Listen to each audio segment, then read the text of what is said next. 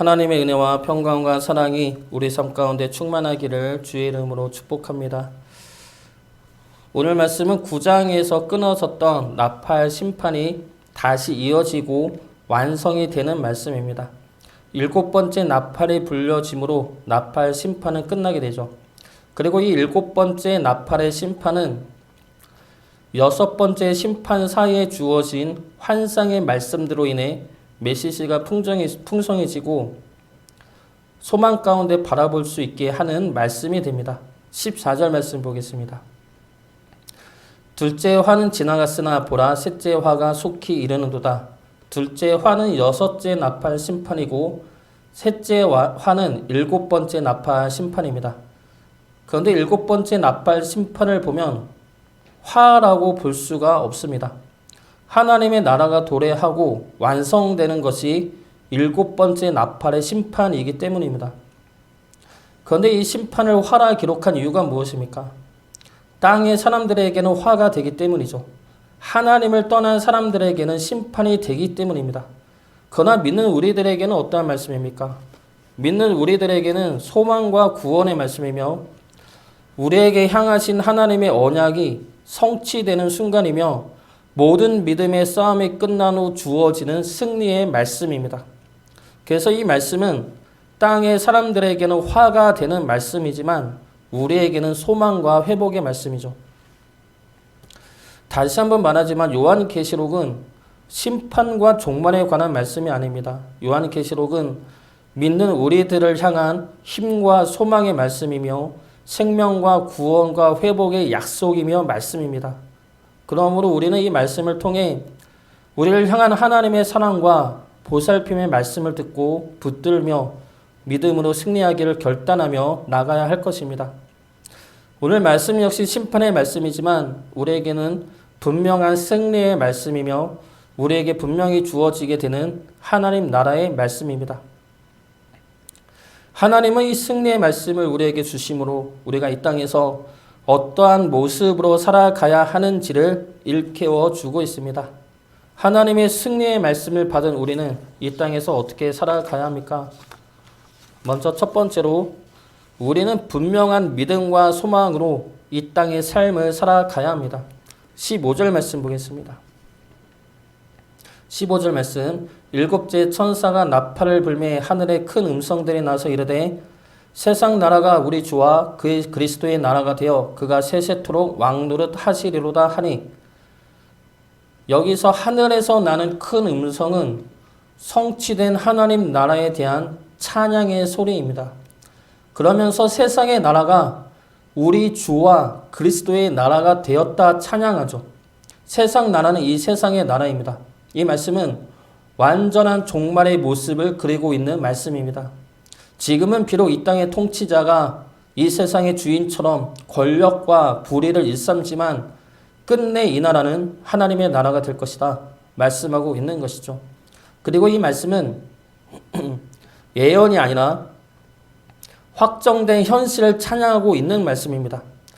우리에게는 미래이지만 하나님에게는 이미 확정된 현재로 말씀하고 있다는 것이죠.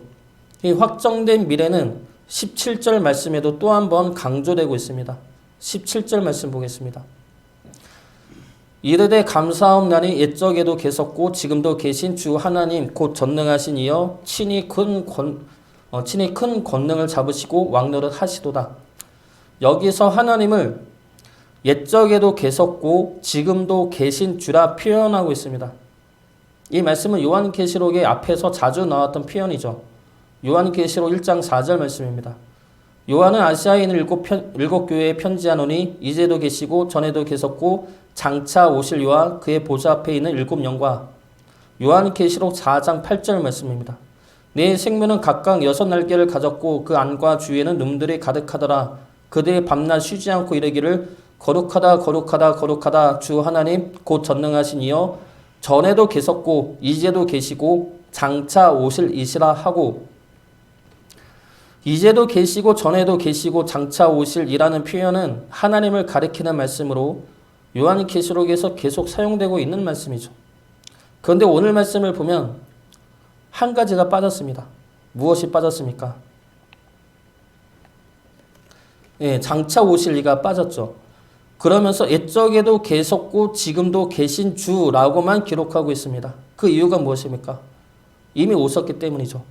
장차 오실 이가 아니라 이미 오신 이이기 때문에 이 표현을 생략한 것입니다. 그러므로 오늘 심판의 이 말씀은 이미 성취된 하나님의 나라를 말씀하고 있는 것이죠. 하나님의 큰 권능으로 이 땅을 회복시키시며 완전한 하나님의 나라를 세우시고 그 나라를 영원히 다스리십니다. 이 말씀은 우리에게는 예언이지만 하나님에게 있어서는 이미 확정되었고 이뤄진 하나님의 뜻이며 말씀입니다. 하나님은 지금 이 말씀을 통해 우리에게 분명한 승리를 확신하며 믿음을 지켜내라 말씀하고 있는 것이죠. 이미 승리하였다는 겁니다. 이미 하나님의 나라는 확정되었고 이루어졌다는 겁니다. 어느 목사님이 우리의 영적 전쟁은 이미 이겨놓고 하는 전쟁이다 라고 말을 하였습니다. 이 말을 듣고 많이 공감이 되었는데 우리의 믿음은 이미 이긴 것을 믿는 믿음이죠. 우리의 영적인 전쟁은 이미 승리한 전쟁을 보고 하는 전쟁입니다. 저에게는 하나님이 인도하신다는 그 믿음이 있습니다. 하나님이 먼저 저를 인도하심으로 그 믿음을 갖게 하셨고 지금도 하나님은 저를 인도하십니다. 여기에 온 것도 하나님의 인도하심이죠. 그런데 하나님의 인도하심이 제 삶의 현실이 되기 전까지는 불안한 말이죠. 하나님이 저를 인도하실 것입니다 라는 이 말을 하는 저도 불안하고 듣는 이들도 비웃는 경우가 대부분입니다.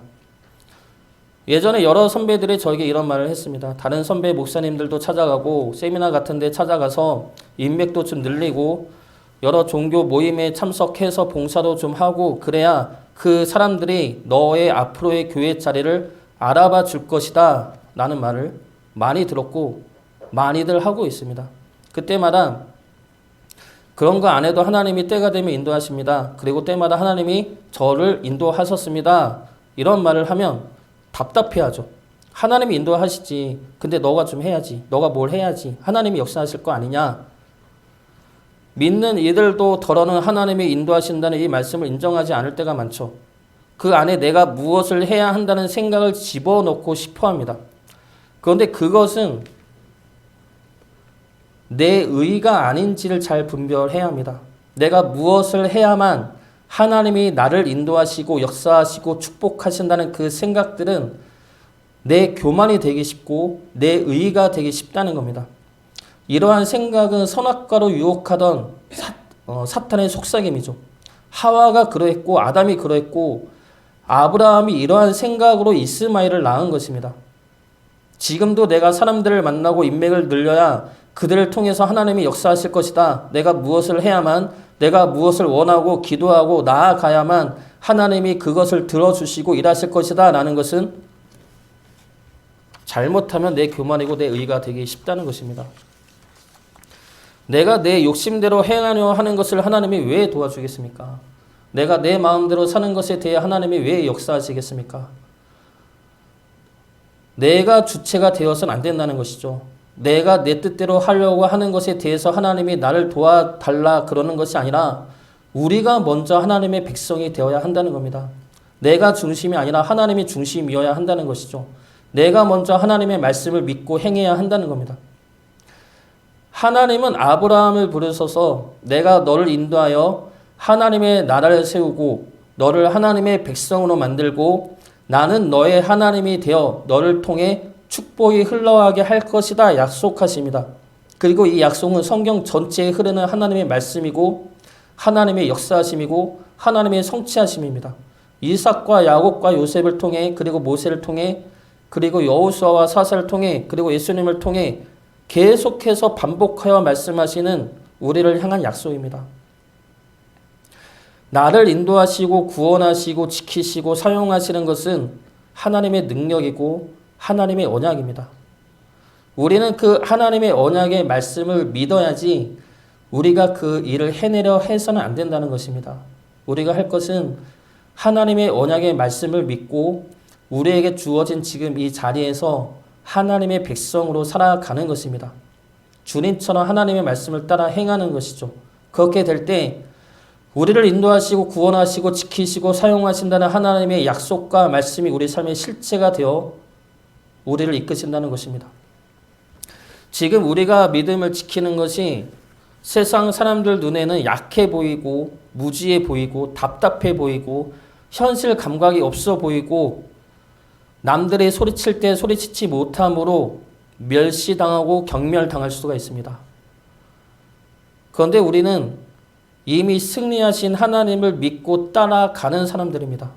하나님은 이미 승리하셨습니다. 세상은 불의가 승리하는 것 같아 보이고 죄와 어둠이 권세를 누리는 것 같아 보여도 하나님은 이미 승리하셨죠. 예수님은 이미 죽음까지도 승리하셨습니다. 우리는 승리하신 하나님을 믿는 승리자들입니다. 승리하신 하나님을 믿음으로 붙드시어 하나님의 말씀을 따라 순종함으로 우리를 기다리고 계시는 하나님의 품에 안길 수 있기를 주의 이름으로 축복합니다. 두 번째로 우리는 주님을 경외함으로 이 세상을 살아내야 합니다. 18절 말씀 보겠습니다. 18절 말씀. 이방들의 분노함에 주의 진노가 내려 죽은 자를 심판하시며 종 선지자들과 성도들과 또 작은 자든지 큰 자든지 주의 이름을 경외하는 자들에게 상 주시며 또 땅을 망하게 하는 자들을 멸망시키실 때로소이다 하더라. 마지막 날에 하나님은 심판과 구원을 행하십니다. 그 심판은 분노한 이방인들 그리고 땅을 망하게 하는 자들에게 주어지고 구원은 주의 이름을 경외하는 이들에게 주어집니다. 심판받는 이들에 대해 오늘 말씀은 두 가지로 설명하고 있죠. 먼저 분노한 이방인들 그리고 땅을 망하게 하는 자들. 사실은 이 둘 다 똑같은 표현인데 두 번째부터 보면 땅을 망하게 하는 자들은 땅을 더럽히는 자들로도 볼 수가 있습니다. 이것은 하나님이 창조하신 이 땅을 피와 욕심으로 오염시킨 자들을 의미하죠. 이것은 환경을 파괴하는 자들을 가리키는 말씀이 아닙니다. 하나님의 뜻이 아니라 자신의 이기적인 뜻과 욕심으로 이 땅을 오염시키고 파괴하는 자들을 가리키는 말씀입니다. 그 자들을 향한 땅의 고통의 부르짖음까지도 하나님은 듣고 계시며 심판하시겠다는 것이죠. 또 다른 심판의 대상은 분노한 이방인들입니다. 분노한 이방인들이나 땅을 망하게 하는 자들이나 동일한 자들입니다. 둘 다 하나님의 뜻을 저버리고 자신의 뜻을 따라 행하는 자들을 말하죠. 다만 표현을 달리해서 표현하고 있을 뿐입니다. 분노한 이방인들은 시편 말씀을 인용한 말씀입니다. 시편 2편 1절부터 4절까지 말씀입니다. 어찌하여 이방 나라들이 분노하며 민족들이 헛된 일을 꾸미는가? 세상의 군왕들이 나서며 관원들이 서로 꾀하여 여호와와 그의 기름 부음 받은 자를 대적하며 우리가 그들의 맹 것을 끊고 그의 결박을 벗어버리자 하는도다. 하늘에 계신 이가 웃으시며 주께서 그들을 비웃으시리로다. 여기서 분노한 이방 나라들이 모여서 헛된 일을 꾸미죠. 바로 하나님과 예수님을 대적하여 그들의 맹 것을 끊고 그의 결박을 벗어버리자 한다는 겁니다. 맹 것을 끊고 그의 결박을 벗어버리자라는 것은 하나님의 통치에서 벗어나겠다는 것이죠. 하나님의 말씀을 듣지 않겠다는 겁니다. 하나님의 말씀을 듣지 않고 하나님의 통치도 받지 않고 우리들의 힘과 능력으로 이 세상을 살아가겠다는 겁니다. 이 자들이 분노한 이방인들이죠. 이 분노한 이방인들의 시초가 아담과 하와입니다. 그리고 원죄이죠. 원래 아담과 하와는 하나님의 백성이며 하나님의 자녀였습니다. 그러나 그 끈이 끊어진 이유가 무엇입니까? 선악과 때문이죠. 선악과는 더 이상 하나님의 말씀을 따르지 않겠다는 의지입니다. 더 이상 하나님의 통치 안에서 살고 싶지 않다는 것이죠. 하나님을 떠나서 내 힘과 내 생각과 내 능력으로 내 마음대로 살겠다는 겁니다. 하나님의 말씀과 통치가 나를 결박하고 있다 생각하기 때문에 그로부터 벗어나겠다는 것이죠. 그래서 분노한 이방인들은 아담과 하와이면서 우리의 원죄이면서 지금도 우리를 잡고 있는 죄성들입니다. 하나님은 마지막 날에 분노한 이방인들을 향해 심판을 행하십니다. 그러나 주의 이름을 경외하는 자들에게는 구원과 하나님의 나라를 허락하십니다. 여기서 주의 이름을 경외하는 자들에게 주어지는 상을 등급에 따른 상이라 생각해서는 안 됩니다. 이런 말들 많이 들어봤을 것입니다. 천국에 가도 누구는 아파트에 살고 누구는 빌라에 살고 이러한 말들 다 거짓말이죠. 이러한 생각들은 세상적인 관점과 욕망의 눈으로 천국을 바라보기 때문에 생겨난 오해들입니다. 천국을 그렇게 바라본다면 천국에 대한 모욕이죠. 그럼에도 불구하고 그렇게 전한다면 그들은 이단들입니다. 천국은 그런 나라가 아니죠. 모두가 하나님 앞에서 평등하며 존귀한 천상의 존재로 회복된 자로 살아가는 영원한 하나님의 나라입니다. 그곳은 아파트나 금길이나 그런 것들이 아무 가치도 없을 만큼 귀하고 완전한 나라이죠. 그러므로 여기서 상은 구원을 의미하며 등급에 따른 상이 아니라 구원을 의미하며 하나님 품에 진정으로 안기게 되는 하나님의 나라를 의미합니다. 경외하는 자들은 분노한 이방인과 반대되는 자들이죠. 주의 이름을 경외한다는 것은 주의 통치 안에서 살아가겠다는 자들입니다. 주님의 말씀을 듣고 순종하겠다는 이들이죠. 우리가 우리 힘과 능력으로 사는 것이 아니라 주의 말씀과 주의 사랑과 주의 능력으로 살아가고 있음을 고백하며 그렇게 살기를 결단하는 자들입니다. 하나님은 이 세상 모두가 심판받아 멸망할 때 주의 이름을 경외하는 이들에게만은 구원과 영원한 하나님의 나라를 약속하고 계십니다. 우리는 어떠한 자들입니까? 분노한 이방인입니까? 아니면 주의 이름을 경외하는 자들입니까? 말로는 주의 이름을 경외한다면서 주의 말씀이 아닌 세상의 가치관을 따라 산다면 우리는 이방인이 될 수가 있습니다. 눈에 보이는 재물과 권력과 명예를 탐하며 그를 위해 주의 말씀이 아닌 세상의 말들과 사람들의 힘들을 의지하고 있다면 이 또한 하나님 앞에 이방인일 수밖에 없습니다. 주의 이름을 경외한다면 주의 통치를 따라 주의 말씀대로 살기를 결단하며 힘써야 할 것입니다.